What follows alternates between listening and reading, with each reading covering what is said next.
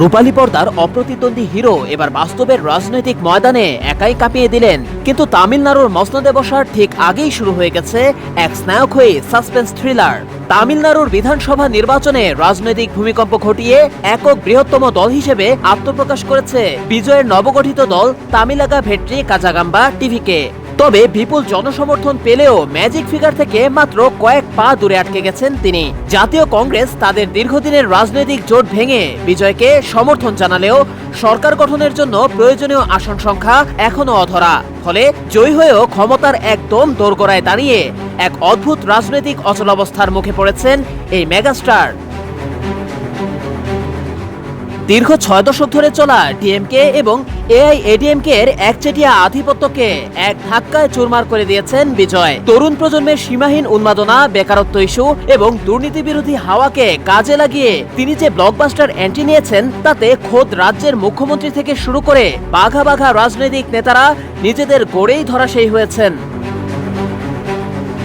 সম্পূর্ণ একলা চলো নীতিতে নির্বাচন লড়ে এই অভাবনীয় সাফল্য পেলেও নির্বাচনের আগে কোনো মজবুত রাজনৈতিক জোট না করাই এখন তার জন্য সবচেয়ে বড় কাল হয়ে দাঁড়িয়েছে।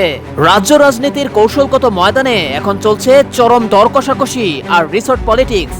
বিরোধী শিবির এআইএডিএমকে প্রথমে শর্তহীন সমর্থনের প্রস্তাব দিয়ে নিজেদের বিধায়কদের গোপন রিসোর্টে সরিয়ে নিলেও বিজয়ের রহস্যময় নীরবতায় সেই প্রস্তাব তারা ফিরিয়ে নিয়েছে।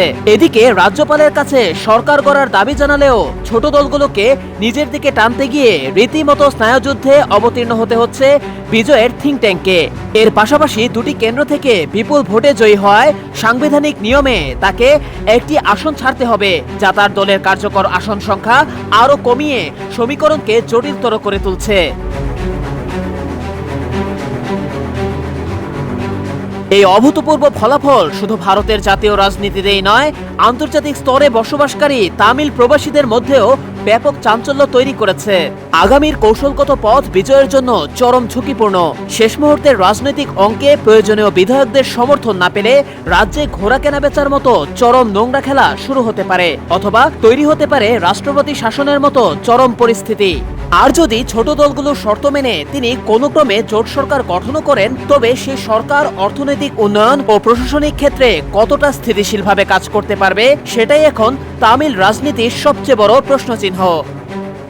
জুনায়েদ আহমেদ সৈকত, আন্তর্জাতিক ডেস্ক।